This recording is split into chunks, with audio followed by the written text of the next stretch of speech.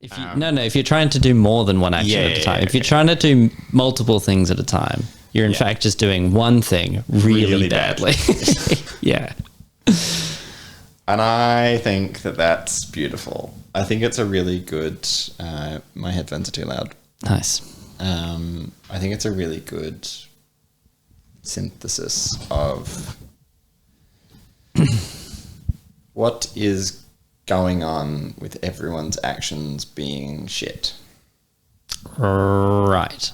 I think possibly the only person on the planet who has good longsword fencing actions might be Martin Fabian, because he does one thing at a time.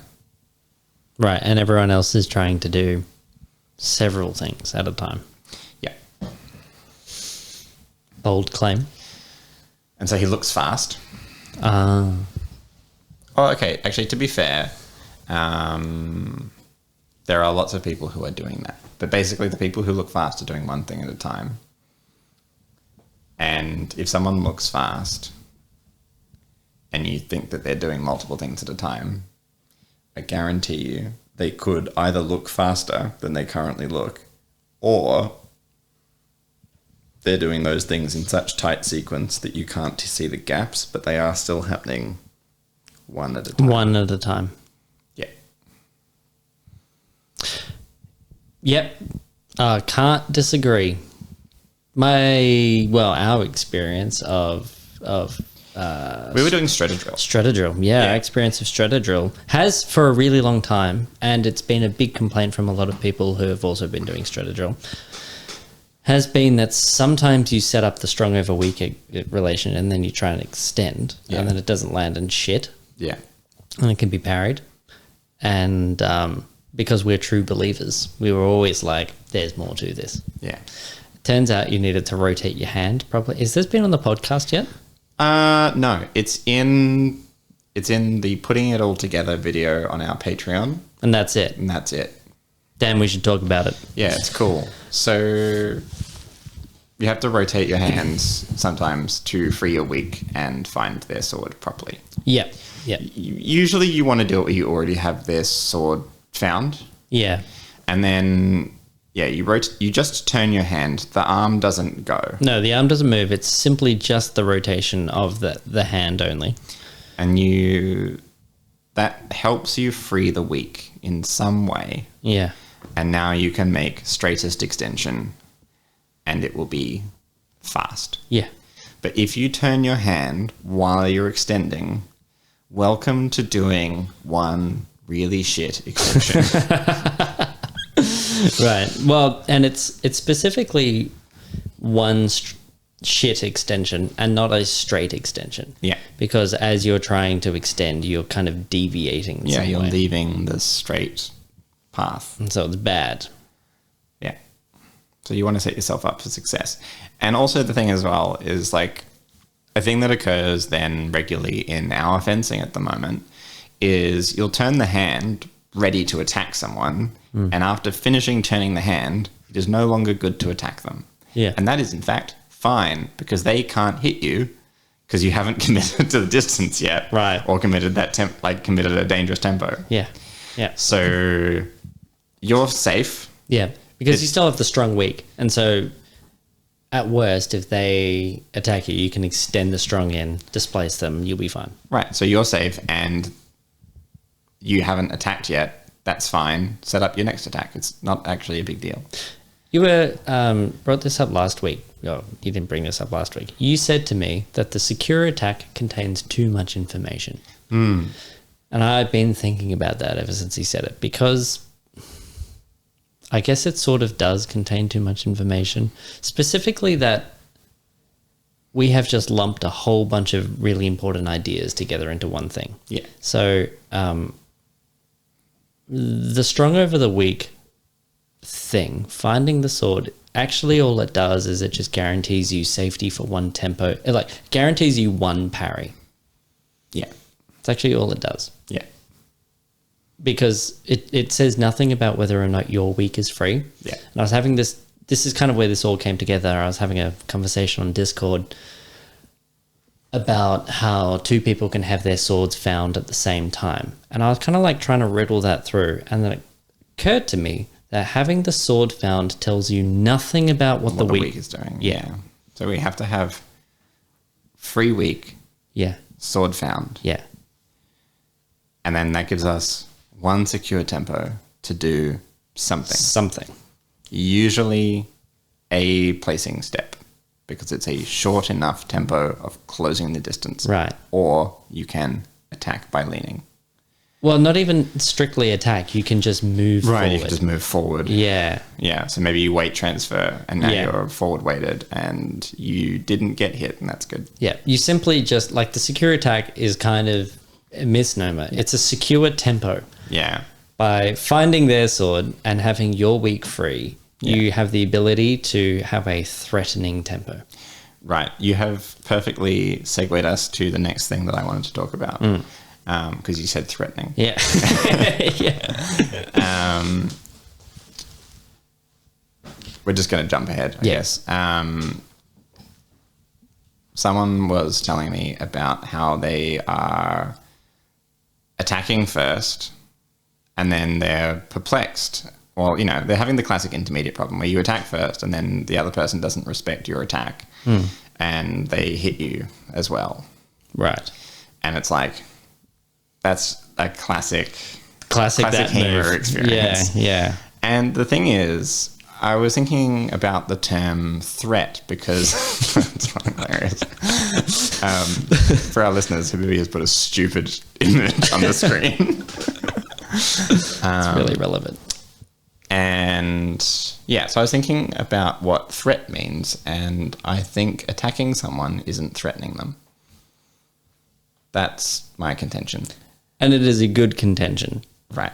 Yeah. So we spoke about this in the car, but We're kind of always running the podcast, whether or not it's recording. Sort of a great unfortunate thing is that we don't actually have the ability to record all the time. Yeah.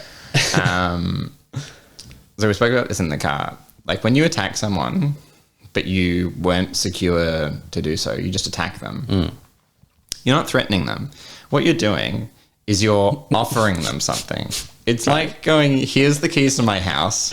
I'm really wealthy. I've got lots of really good stuff in my house. Yeah. Here's the keys. Please don't take anything. I won't be able to tell anyone. I won't be able to prove it was you. Yeah. No one will know, but please don't take any of my stuff. But I've got so much just cash just on the walls. Not only that, here is a map of where all the cash is. You know exactly where it is.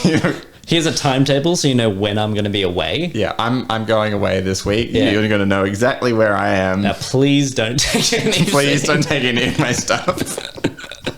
So if we lost you with this stupid metaphor, I guess the point is like when you're attacking someone, what you're doing is you're committing minimum 1, oftentimes 2 tempo to attacking someone. So they know how long you're going to be, and they know where you are. And instead of you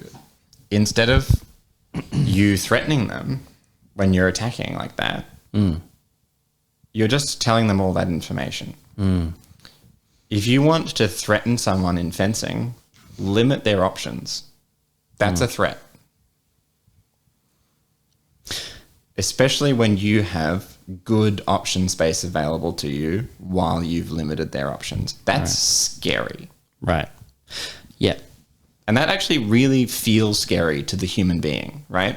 Yeah, when you don't have anything to do and you can clearly see that something is up. Yeah. Because you can't do anything to the other person. And the whole reason that you're there is that you're meant to have freedom of action. Yeah. You can't do anything. And you sort of, especially if you get to do your one thing that you can do, which is back up. Yeah.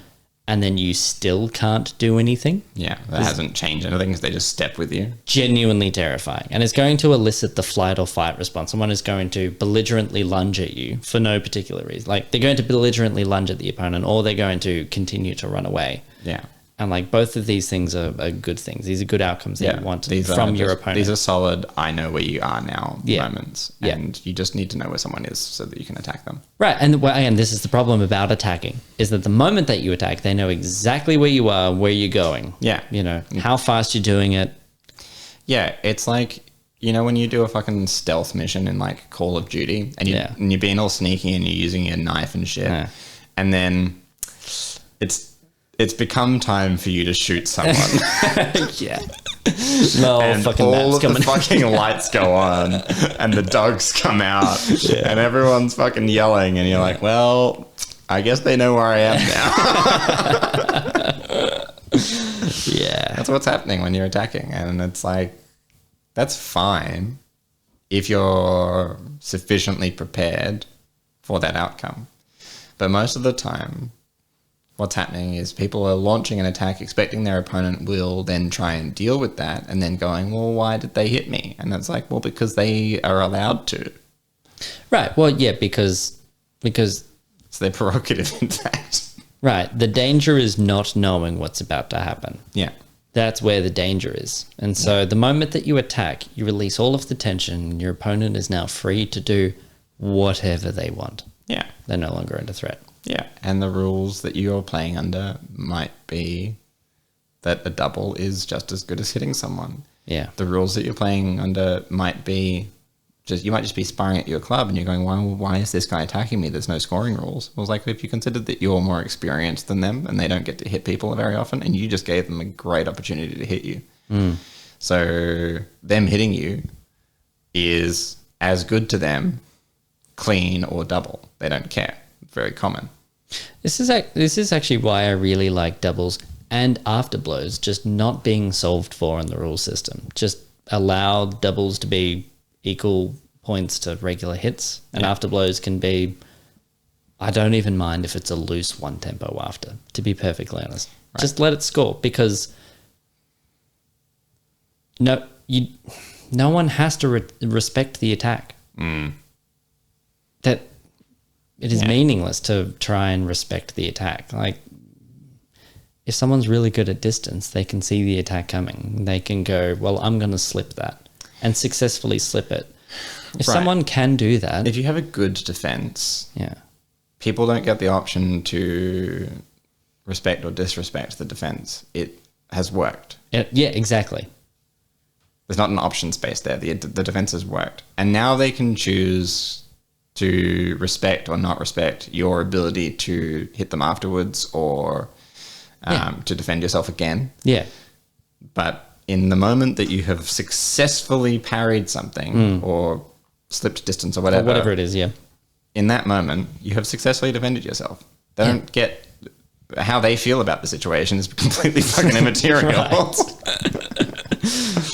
Yeah, this is sort of my point. And so then, like, it is therefore the onus of the attacker to make sure that the attack is done correctly. Yeah. And if your attack allowed the afterblow, or if your attack allowed the double to happen, that was the attacker's prerogative. This is my problem with the right-of-way rule sets. Yeah. Is it implies that someone is at fault for the double. Yeah. And like one person is at fault. Yeah. And I also sort of don't like rule set. I don't like anything that also says that both of you are at fault. Just you're at fault. You, the listener, are at fault for all the others. And I say that that's a bit tongue in cheek, but like what I really mean is like when you're fencing, you can stop the doubles. You can. The doubles don't have to occur. And before someone comes in with some glib response, well, yeah, you could just let them hit you cleanly. You could. You could let that happen. I was actually thinking of saying that myself. Someone is just a baby. But like, I guess what I want this to come back to is the idea that the threat isn't your attack. That's not the threat. Yeah. Yeah. So when you're saying someone's not respecting my threat, what you're saying is I'm fencing someone who isn't recognizing that I'm attacking them and then isn't choosing to defend themselves, and I haven't decided to change my game plan. Yeah. Well, that's what you're saying. Yeah. Like, if someone ignores your threat once, stop expecting them to pay attention to it. Yeah. Like, that's immediately on you. Yeah. And because you don't have that information on them going into the fencing bout or into the fight, if we're martial fencing, because you don't have that information on them, you should expect that they want to double. Yeah. So that onus is, again, on you. Even if it is someone that you fenced before. Yeah. They might just be that day feeling like stabbing you. Yeah. Like, you don't actually know. Maybe they woke up and they're like, you know what? Today is the day that I double every time. There was some guy in Moshe's class who literally said, I love doubling. Fucking champion. I just want to hit people. I don't mind if it's a double. I don't care. I just love hitting. And it was... It's kind of pure. It was fucking insane. But I'm just going to bring back this picture. But like, those people are out there, and the more you have your discourse about thinking doubles are the worst, that's fine. But like, that just means they're not going to say I love doubling to a group of people. They still love it. They still love doubling. They still froth it. They're still saying it internally when it's their turn to say it. That's because, they know that gambling is fun. Yeah. And they have decided to gamble. Yeah, they know what gambling costs them. And they're like, I can pay that every time, buddy. No worries. Yeah. Yeah. So if you want your threat to be a threat, defend yourself. Right. This is going to sound dangerously Capifero. When you defend yourself at somebody, what's happening is that you're basically extinguishing any opportunity for them to attack you. You're removing like a good find and a good counter posture and all that stuff. It's removing somebody else's agency. Yeah. And collectively, as a Western society, we fucking hate that. we fucking hate it. Like, we are conditioned to want and love having agency.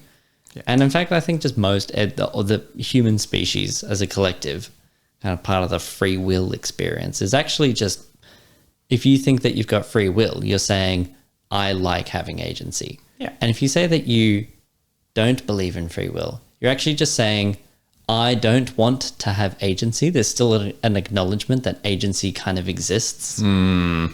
Even if the acknowledgement is in the denial. Yeah, right? Like, it's still there that agency is an important thing that is happening. Right. Whether you have control over it or not. And then if you're a good fence bot, you're going to close the distance against somebody who has no agency. And like, that's why these books read like this, where it's, you go at somebody, you've completely locked out any opportunity for them to do anything. Right. They are hapless. You then hit them. Right.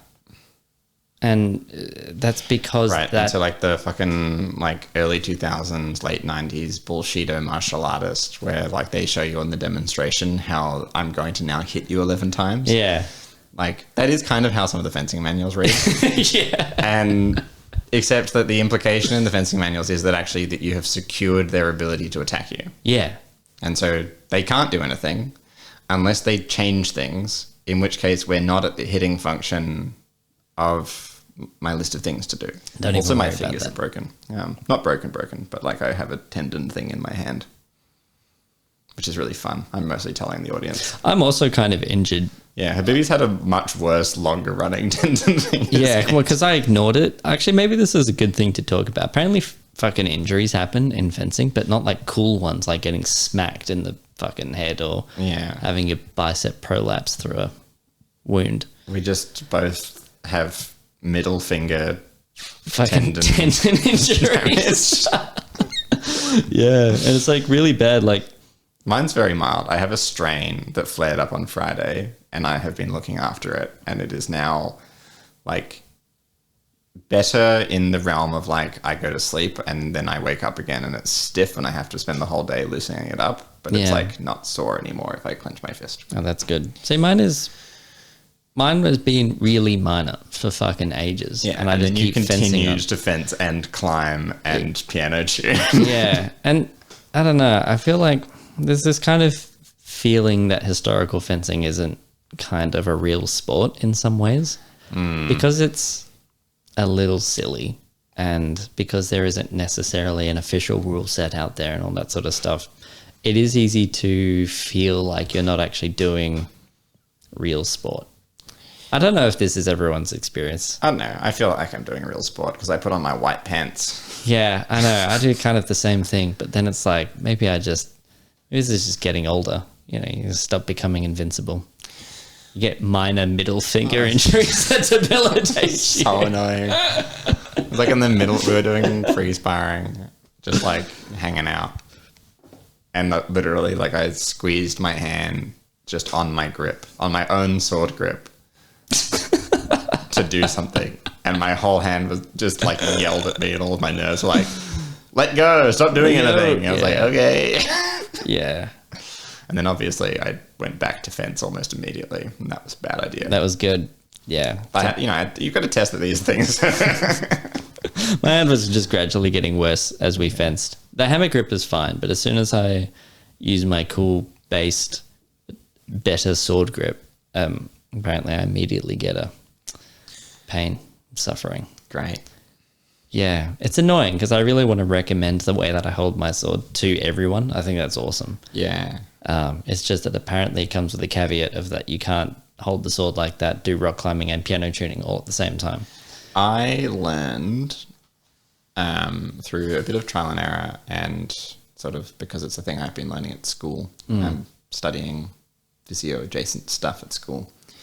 That the flexors in your forearm, because they're what pull the hand closed. Yeah, that's if you're having finger stuff. There's a really good chance that the flexors are too tight. Too tight. Yeah, and oftentimes then it's also then somewhere further up the chain. So it can be your bicep or it can be in your shoulder and like in your back. Yeah, and if you're fencing, those are all the muscles you use when you're sword fighting, so it could be fucking any of them. And just giving my forearm flexors, like my hand flexors, a good massage reduced the amount of pain in my hand. Yeah, that is something I actually do quite regularly is stretch out my flexors. I, put my hands flat on the table and then lean over them while they're straight and really fucking stretch those bastards. And it feels really, really good because they're kind of just always too tight. Yeah. Yeah, especially with all the activities that you do. But just like any fencer is gripping. Fencer is gripping. And usually if you're doing rapier, you're going to have your arm extended kind of all the time. It's sort of just brutal. Yeah. You should probably be stretching all of that shit. Yeah. I didn't see a physio because I'm... actually, mostly because it was Easter. I thought you were going like next week. Yeah, I was gonna, and then it just sort of feels fine. I'm like, okay, I can probably manage this, but I don't recommend that approach. Yeah, no. You should look after your body. I really wanted to bring up. I'm wildly changing topic now. Hell yeah, let's go. Did you see the little video that I put on Patreon about the floating foot thing? I did. And the difference between a hovering foot and a placed foot? Yes. I thought that was cool. I thought it was very cool. For those who didn't see it on Patreon, I'm not going to explain it because you should just go and watch it on Patreon. Subscribe to our Patreon. Yeah. But it has... What has it done? It's made me consider all fencing footwork in a lot more of a granular way. Because we live in Australia, there is just a whitetail spider on my rug. I'm going to that's fun. cover it with a tea mug.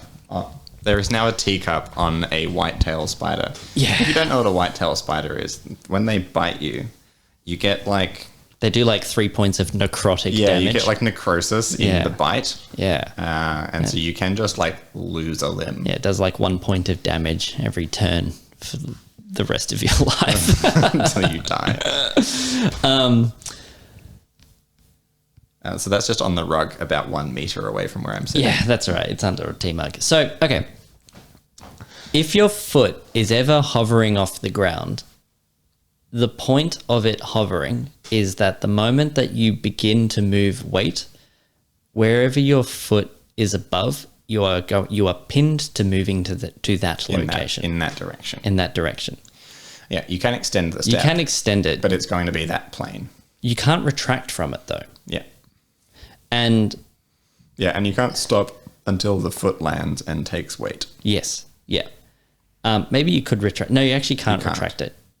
Because I feel like we all have an intuitive. So it means that any footwork that begins where your feet are together and then you do belligerent running attack.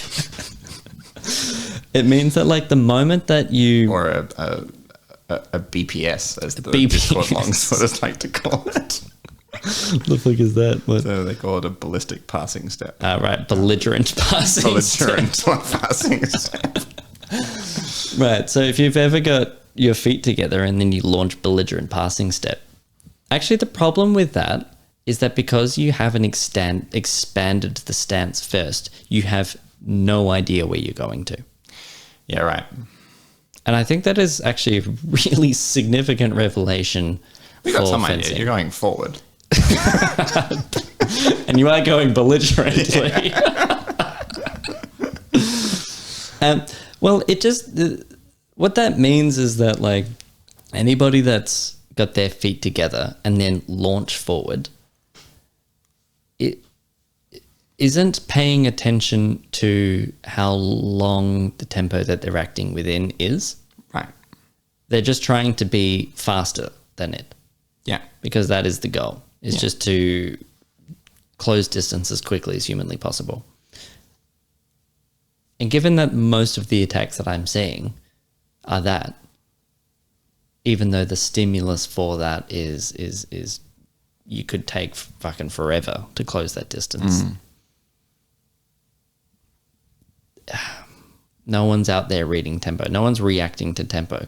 Like, I think that there should be this, going back to how we started this, separating the expanding of your stance to committing weight forward, I think is like one of the first and basic things that we can be doing. Yeah. To be improving fencing. Right. Well, now when you make your threat that no one has to respond to because you're just attacking them, you're not threatening them. Right. At least it only took 1 tempo. Yeah. Yeah.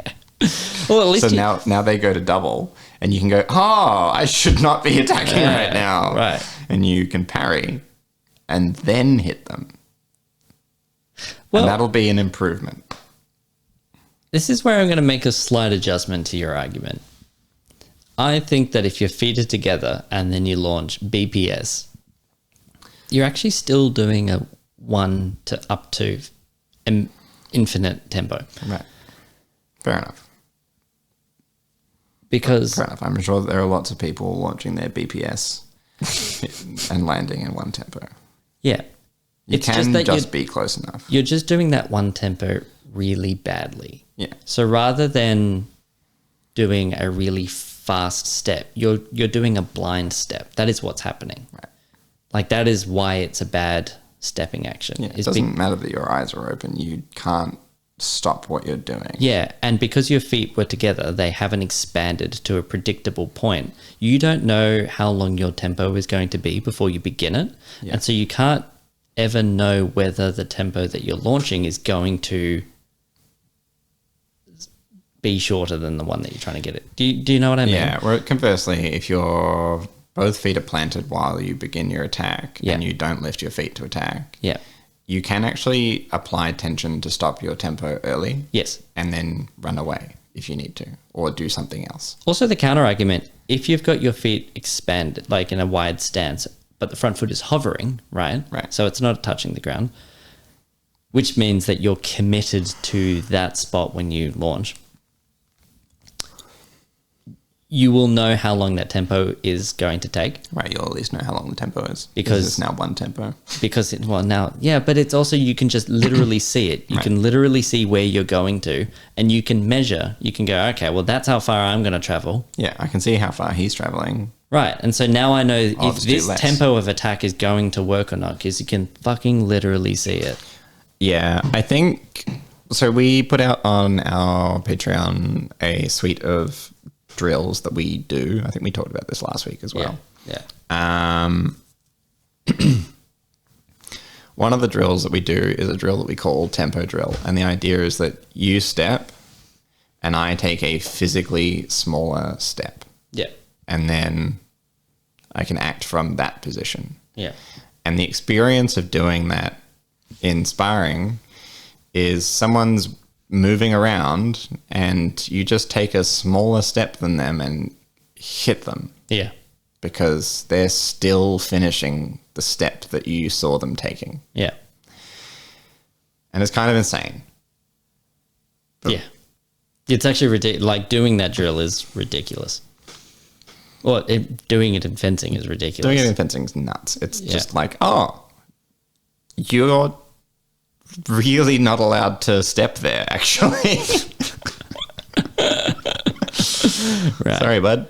Right. And like it's ultimately punishing for like anyone that's circling around kind of aimlessly or stepping forward and stepping backwards, kind of not really doing anything, just hoping to elicit a response. Yeah, and it's a good answer as well. Someone's circling you, walk at them. Yeah.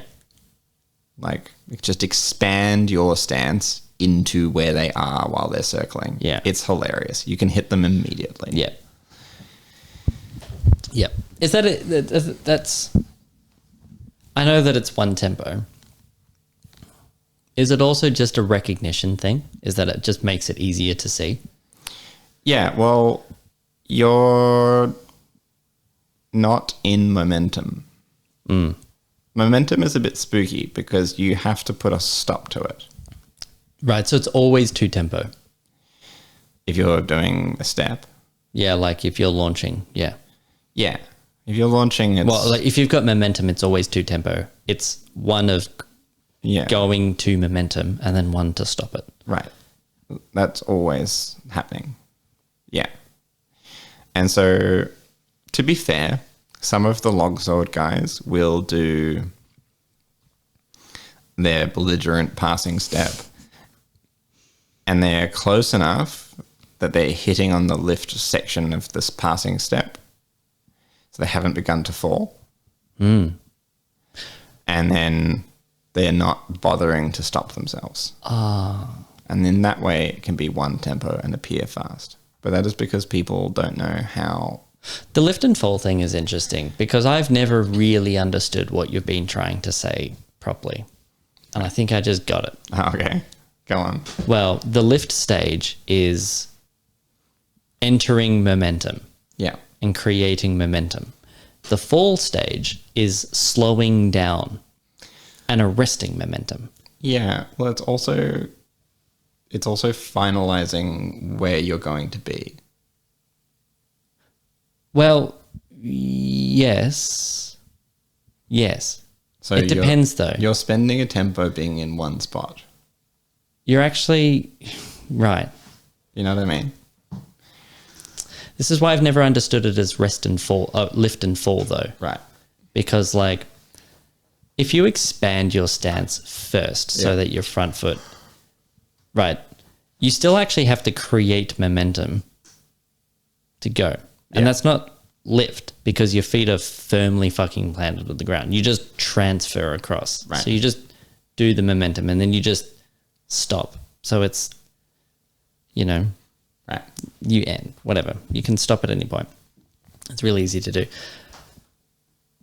When your foot is, maybe you are right. Maybe it is directly to do with lift and fall.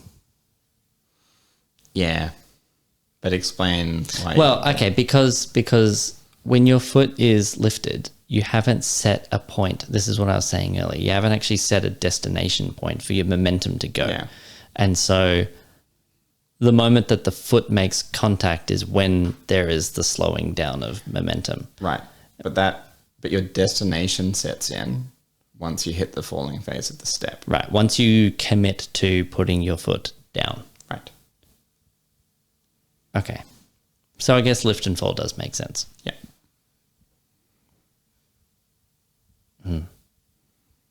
It's a bit tricksy. The thing that's important to remember about that, really, like the thing that's important about it really is that an attack where both feet are stationary will always arrive more swiftly than one where the lead foot moves. You just have to be closer.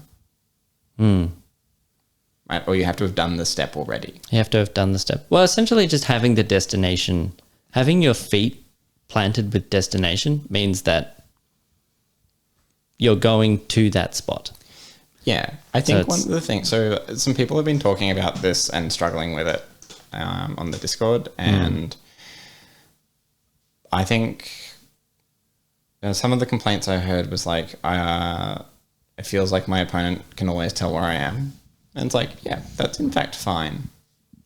That's kind of the point. Yeah. Again, that's the threat. That is the threat. They know where you are. They can't do anything about They've just responded to your threat. Yeah. Like when they step back because your front foot goes forward, that is a response to a threat. That's the point. That's fantastic. And now you may have that space. Yeah. Congratulations. Right, which is kind of an unsatisfying result when you think that this sneaky step is meant to be winning you fencing. I think that is the problem, is that you think that anything is meant to be winning you fencing. And like fencing is just a long sequence of doing one thing at a time. And you just kind of do that until you win, and it could take fucking 50 actions. It could take 3, and it's fine. Yeah. You sort of talk about it with, like, chess is a good example of, like, chess matches can take as few as 4 moves. Right.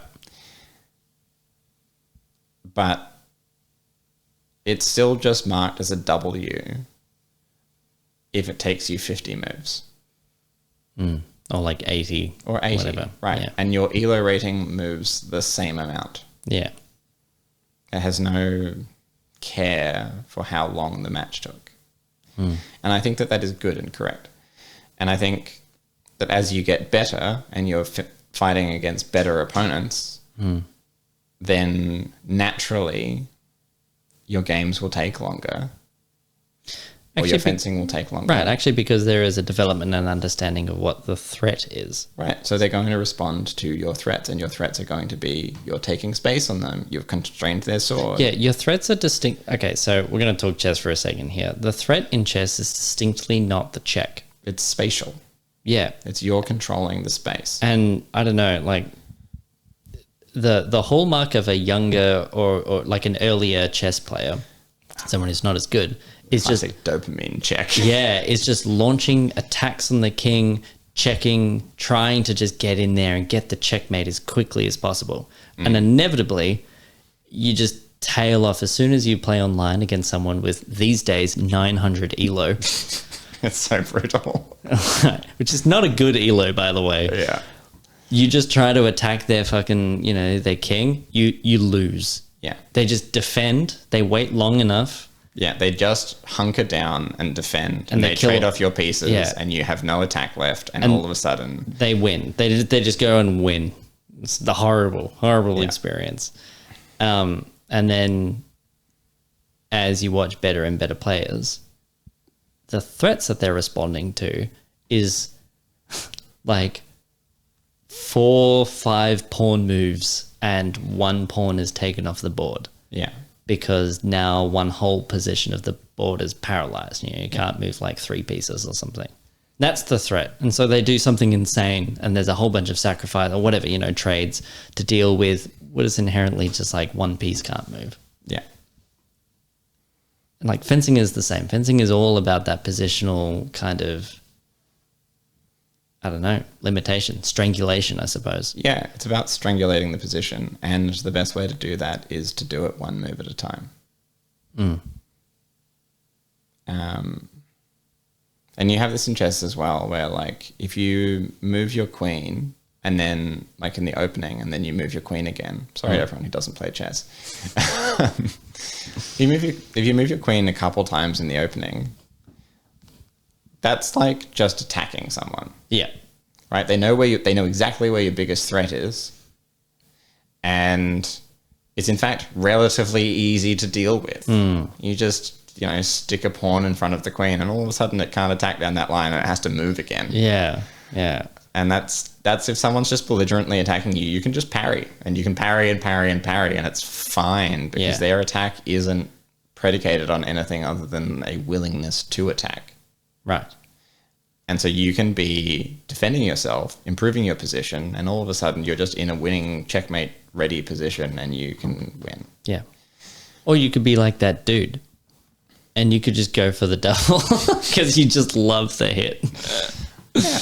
Well, yeah. Which, I don't know if I'm about to commit heresy here. I'm going to talk about longsword. I love longsword.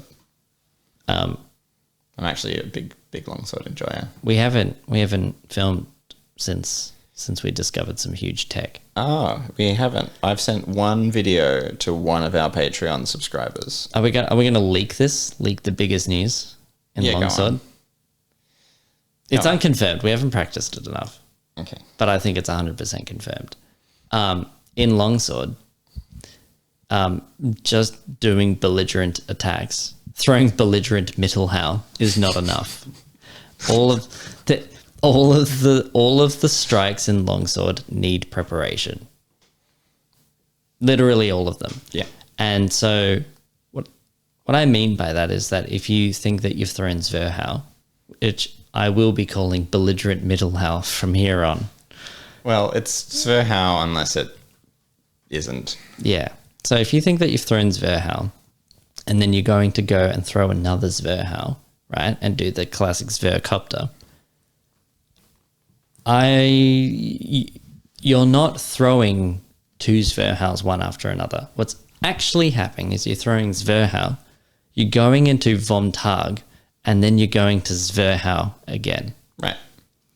Because you have to prepare the cut again. Your sword goes backwards. Yes. And I guess that's where I don't know if I want to unveil all of our tech just yet. I don't know. I don't think I really care. But all of the positions need preparation, and all of the preparations are named in Lichtenauer. Yeah, that's what the guards are. It's a fucking prep. Yeah. For the extension of the cut. I think it's cool. Maybe this goes not going to make any sense. I think it's one of those things where you're saying a bunch of stuff that people are going to nod along and go, yep. But yes, Bibby, we know this. Yeah. And that's fine. I think we're in the baby stages of figuring out how to explain what we're seeing. But I think what it comes down to is that we've been looking at the facets, and that's been on topic the last couple of podcast episodes. Yeah. And we've been looking at Lichtenauer's cuts. And in all of the Besetzen, we have a preparation and then the attack. Yeah. And so the preparation is where we find the sword against the position, and then the attack exists. Yeah. And then all of a sudden, something like the Krumpau to the hands makes sense. Yeah. Where I can go to find your sword against your ox, and if I go to cut you in the head from that crump position, you parry every time. Yeah. It's so easy. Yeah. But if I throw my cut through your sword, through the weak of your sword into your hands, it's actually such a motherfucker to deal with. Yeah. So we can basically consider it a guaranteed attack. So you should respond to my crump the moment my sword has found your sword. Yeah. Which is really cool, and it feels like fencing. And all the mutations that then come off that position feel like, I'm doing fencing. I can actually talk about this in something grounded that I've actually done which is that we have ported this over to Rapier. Yeah. And we haven't actually debriefed, I don't think, about our basketball fencing session. No, that was great. Which is cool because we can do it on the podcast and everyone can Just enjoy that. So what I thought was really, really cool about that sparring was, well, there was a few things all kind of happening at once. Understanding that the rapier can simply retract much like a longsword would into all of the Lichtenauer shapes. So you could crump or you could fucking whatever. Pull a spur. Yeah. And you they can go to Ox. You can go to Ox. Tag. Yeah. They're actually all good positions for you to be in. And understanding how, like, if your sword is being trapped in the linear game of sword extended in fencing and now it's been found, you can't unfind it. You can just, like, pull it away and end up in, like, some kind of Fabris position. Yeah. Yeah, it just looks like one of Fabris's retracted guards, but you are essentially doing, like, Flug. Yeah. Or Ox. Or Ox. Or one of these, like, longsword things where essentially you're just making the strong, like, wide, or you're making it tall and you're freeing your own weak. Yeah. And then realizing, the thing that I realized on that day that we sparred was, again, it's all about separating each action individually. So there's the retraction of the hand and then the rotation of your hand to a new position, because that's how you're going to be launching your new attack in. Mm-hmm. And then seeing that would either work or not work. There was a lot of instances where you would retract, and because you were retracting, you weren't attacking me. Yeah. So I wouldn't respond to your position. Yeah. And then you would rotate your hand and I would begin to respond. Yeah. Because the threat Suddenly became real. Yeah. Yeah. And I thought that was kind of fun. Yeah. Because I was enjoying my fencing as, like, I was doing very little. It's probably the least I've done in this style of fencing. Yeah. And it was really good. Like, you were doing a lot. Yeah, it was awesome. A lot of action. I was high- APM high spamming like a APM StarCraft 2 player. Yeah, and I was like, what if I do one pawn move? Yeah. Nice. Yeah. The queen cannot attack me. Yeah. Yeah. And so I was trying to not respond to stuff until a real potential threat existed. Yeah. And so, yeah, you would retract, and then I just wouldn't care. And then the hand rotation would have happened. I'd be like, okay, cool, I'm going to change this thing. Yeah. And it was cool because in Fabris, in Capifera, there's all of this description of someone finds someone's sword. They do this thing, then turn their hand to whatever and attack. Right. In sequence. In sequence. Turning their hand for into fourth for the attack. We said it already this podcast episode, but you want to turn the hand first, so that you're doing turn the hand, one action, extend the sword, one action. One action, yeah. And it's really good. Like it's really, really good. And actually all of the fencing positions from the books suddenly were making sense and becoming real. So there are a bunch of hand rotations that I did where I rotated the wrong direction and got iced. Yeah. And so, because I was just playing around with them all, and I quickly realized that there's some basic things, like, it's like when you're on the inside, generally turning to fourth is kind of good. Yeah. Because it sort of like shuts out your The turret line. gives you more coverage. Yeah. That's good. Yeah. And then it sort of gives you flexibility for maybe attacking through, but also you can be on the inside in fourth and then turn to second for your attack if they suddenly retreat. All of these things that are written, like, they just make so much sense because of, essentially because of the position, because everything is, I don't know. It was really cool. Yeah, it comes back to, I'm going to bring it back to my complaint about the books. Specifically, this is a complaint I had about Lichtenauer, but you mentioned that I had made this complaint about our secure attack as well. Yeah. My complaint stemmed from Lichtenauer's 5 cuts, Yeah. which is that they contain too much information. Mm. The name of each cut contains so much information. And what I mean by that is that there are so many, like, composite parts to what is happening. And I'm just calling that Shielhau. But what a Shielhau is I'm finding your sword with my sword with my strong as tall as possible. That's why it works against a point forward position. Yeah. And then once I'm sure of my security, which I can do very quickly because I practice my fencing, and the skill of fencing is recognizing the positions you're in. Yeah. Then I can extend the cut. Yeah. But first, I'm just projecting my hands, extending my strong nice and tall, Yeah. and going, sweet, I've found him. Yeah. Whack. Yeah. Yeah. And we did play with that a little bit, and it does feel fast. It still looks just like regular Sheerhow. just like regular Sheelhow. Yeah. But it's just that I am being aware of the fact that I'm doing two composite parts, the extension, Yeah. the find, and then the final extension. Yeah. And you can go from like you've thrown a cut and then, you know, it's being countered by a Zvir. You can actually parry and then kind of deliver a counterattack sort of thing. Just thinking of it as two composite actions. First, like I'm still doing Sheelhow as if it's just one kind of action, but it's distinctly making the strong tall and then delivering it. And that it kind of, from the outside, it looks like I've done one thing. And in the reality of it is that by turning the strong tall, I parry whatever attack is coming, and then the delivery is, you know what I mean? Yeah, the delivery is very easy. Yeah. And that does, but that's the thing as well with like the hand turning and rapier is when I'm deciding to attack you, it looks fucking fast. Yeah. It doesn't look like I'm doing a hand turn and then now attacking you. Yeah.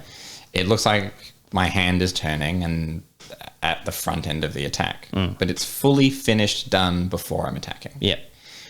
And that's what's happening with the Sheelhow is I'm getting the strong forward, Yep. out, Yeah. and then snapping the weak over. And Yeah. it looks fast as fuck because I can riff off the momentum of the initial extension. Yeah. And go, yep, I'm going to bring my body weight with this. This is going to be great. But it's two parts. Yep. And the Tsurhow is the same. The Tsurhow is pushing forward in a fairly like sword in front of you ox, which is, if you're doing Fabris, that's the sword across your chest second guard. You can do it the same way. So if you're a longsworder who's trying to learn some rapier, Yep. you can finally do Fabris's goofy second guard. It's literally the preparation for its Tsurhow. So if their point is high, you can approach them this way. Yeah. And if their point is high, can just be that their point is higher than their hilt. And so you can now put your strong underneath that, bring yourself low, like Fabris, and push yourself forward. And now you can snap a good Tsurhow to the side of someone's head and it will feel great. And you'll be like, yeah, I'm just doing longsword with my rapier. You make all the sweats mad. I'll be so angry and you'll be like, yeah, it's just looked now. And you'll be right. Yeah. Okay, so that's kind of the problem with all fencing books is that they sort of contain too much information and too little information, sort of in both. And I'm going to make a broad, sweeping, uneducated statement here. The issue with something like Destreza or Thibaut is that they're actually too granular, that as a book, they don't provide the map of what you're reading. And so all you have is a billion unconnected data points. Well, it's like taking you to the beach and going, look how granular the sand is. Yeah. And it's like, cool. Like Why are you asking me to order them by size? Yeah. and there's just so much of it. Yeah, there's so much. And it's really hard to get the full picture out of it. Woody's investigating the whitetail. It is just in the top of the mug. Okay. Yeah, he didn't escape. And if he did, he's my problem. Oh, it's my problem too until I leave. Whereas other books, like Fabris, famously best and worst book written, a Lichtenauer contains so much information in simple sentences. Yeah. And like, you just do this thing. And there is so much to unpack in that little bit. There's kind of that you can't do it. You need more granularity to understand it. Yeah. And here is my complaint about what is kind of a natural, I think, consequence and outcome from having these books as a core part of our sport, is the idea that if an action isn't contained in one of the books, it's therefore not an action in fencing. Right. And that's not true, that it's not the case, because a book can't cover in granularity every part that makes fencing work. And if it does, something like Thibaut, it becomes impossible to read. Yeah, it becomes so dense that you can't actually get the full beach picture. Right. You're lost in each detail. And so how are you supposed to extract the message from it? And again, it is impossible for Thibaut to cover every single fencing action. Right. And so I mean, he clearly fails to, because otherwise his book would include many more of the actions seen in other fencing books. Yeah. Right. Right. And so like every fencing book is just a lens. And I think that it's worth trying to just do fencing. And I don't know if I necessarily even at the moment believe in trying to ascribe seeing someone do a move, ascribe it to a particular book or not. Yeah. It's like, what is the book trying to achieve? I think you want to figure out the philosophy of the book. And I don't mean like, Distrezza wants you to defend at them until they die. All of the fencing manuals want you to defend them until they die. It's not fucking particular to Distrezza. Yeah. The Diestros simply have failed to explain how to attack. Right. That's all that's happening here. Right. But what is the philosophy that the Diestros are trying to get at? Because they clearly are getting at something. They have identified an inherent problem that fencing creates. Who is it? Silver, the paradox of fencing. Is that him? Yeah, it's paradox of defense. Paradox of defense, right? Like there are these books that are literally. I once had a fever dream where I sort of invented the paradoxes of defense.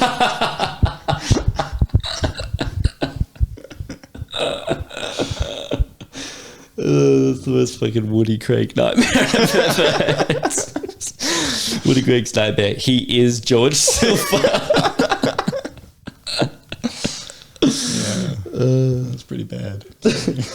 Right, so it's like each book is identifying a problem that fencing has and offering a system to overcome it. And I think it's specifically, this is the thing that you're heading at, is they're offering ways to order the chaos. Yeah.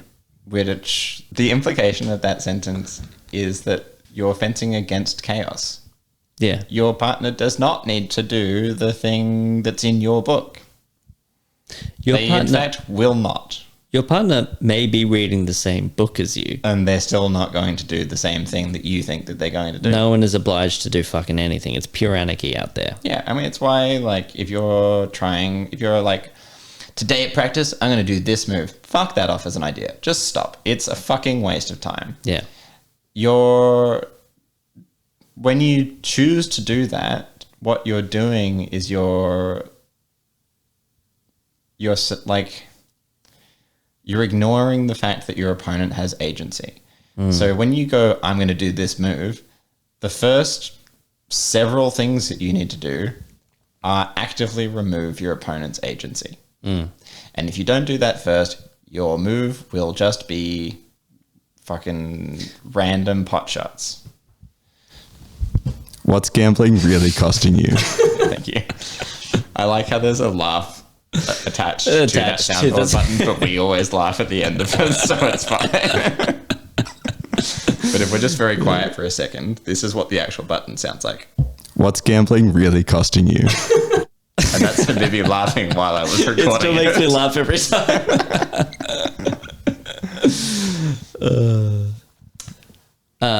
Right, random pot shots. Right, if you're just taking, like if you're trying to force a jutsu in, like a move, then yeah, it's just gambling unless you're doing a whole lot of setup. So do you know all the setup to take your opponent there? And do you know how to railroad that setup? Because railroading someone's setup is fucking hard. Yeah. Like, to the point that I would say it's practically impossible unless you know that person that you're fencing and that they like to go to this place. That's fine. That's kind of the game of competitive fencing, and that's cool. But if you're like, I want to work on my shield how, it's like, okay, cool. What happens if they hang out in Vomtag the whole time? Yeah, you just don't get to do it. You just don't get to do shield how unless they cut down first. Now you can do shield how because we can do because their point's going to come forward. Yeah. And now we can do shield how. Yeah. But before that happens, no shield how. And if their first thing that they do from Vomtag is chuck a big old sphere how at you, you shouldn't fucking shield how that. No. So throw your crump how like you're fucking meant to because they've gone to Ox and fence. But like, Oh, right. Actually, so if you're out there learning combo moves, Yi-Chen, if you're out there teaching combo moves, Yi-Chen. I don't know if he's going to listen, but I really hope he does. Well, actually, okay. So I don't have a problem with learning and doing combo moves. It's what you're doing is that you're practicing. Ideally, you should be learning your combo moves as a response to a specific stimulus. So the opponent fucking cuts down and does belligerent Oberhau, right? So you do the cool combo move of find their Oberhau and then hit them in the head. Yes, right? And we're going to call that fucking... We're going to call that Shielhau. Yeah. To give it a name. What you've done with that combo move is if all you're learning is combos, then all you've got in a whole world of chaos is like 5 points of stimulus that you can actually accurately respond to. Yeah. And then for the rest of it, you don't have any like control over what's going on. And so you have no system. And what I'm actually getting at is that you're reducing the amount of opportunities that you get to use to score and touch yourself. Yeah. The problem with combos is just, it's not that they're combos or that they're bad or anything. It's simply that rather than being able to take 100% any chaotic position. Yeah, well, just you're reducing 100% of opportunities to some small percent of opportunities that you can actually take advantage of. Yeah. Which is fucking stupid. Yeah. And so the result of that is that fencing systems aren't solving that problem. Right. They're solving the everyone is doing chaotic bullshit problem. Yeah. I actually want to take it back. It's not fucking stupid. It's just a method. It's a limited method. It's a limited method, right? Whereas a fencing system is... The point of a fencing system is to give you solutions to everything. Yeah. So your opponent should be able to belligerently attack your leg and you should have a solution. Yeah. Your fencing system should have a solution for when you do a big lunge at them and then they attack your leg. And your fencing system's solution may be don't do a big lunge at them when you don't know what their sword is doing. Because also, actually, really high-speed lunge is awesome when you know what their sword is doing. Yeah. Yeah, it's really good. It's great. Yeah. Okay, and so this is... I don't know if this ever made it to the podcast. Do you remember when I was getting really excited about the idea of the plates in a fencing book aren't actually combo moves? They're simply an explanation of how the system is applied? Yeah. Did that make it on the podcast? I don't think so. Well, that was the whole take. Yeah. I'm going to just say it again in case you missed it. Sure. That the plates in pretty much all fencing books, I'm willing to contend. I don't know, but I'm willing, yeah. If it's a fencing system book, then the plates are just there to explain the system, they're not combo moves. Yeah, and so when you go, oh, that move's in Fabris, it's like, well, like, yeah, but that's because that move is a good depiction of the principle at play. Yeah. And if you would like to learn, like when you're learning goofy second with the sword across the chest, the principle at play is that your strong is very broad in front of you and your weak is well out to the side, and a total pain in the ass for your opponent to constrain. Yeah. That's our first principle that we're going to play with in this goofy second guard. Yeah. So instead of learning to just kind of go to that position and then chuck a stupid attack from there, or even a good attack, what we're going to learn is how to go there, what we get from going to that position, what that position is doing when we're there, and then how to deliver extensions from that position. Yeah. And that's cool. Yeah, because it solves a billion things, and turns out it also solves Lichtenauer simultaneously. Literally solves Lichtenauer completely. Right. Because it's a systemized approach to coming up against chaos. Right. And there is also what I really like the I don't know what the word is, the inverse point. If a fencing system is trying to solve chaos, that means that you as a fencer should be doing chaos. Right. Like if you see somebody acting in a really structured and ordinary, structured way, and you're convinced that they are becoming limited, then be a chaotic nightmare. Be chaotic. Yeah. Let them be the one, but make the onus on them to prove that they have a system that can cope with all chaos. Yeah. Because it's really fucking hard. It's really difficult. It is difficult. But that is the point of the fencing system. It is not so that you can do a cool Atahu number 3 and rattle off all of the names of the moves you're doing. That's not the point.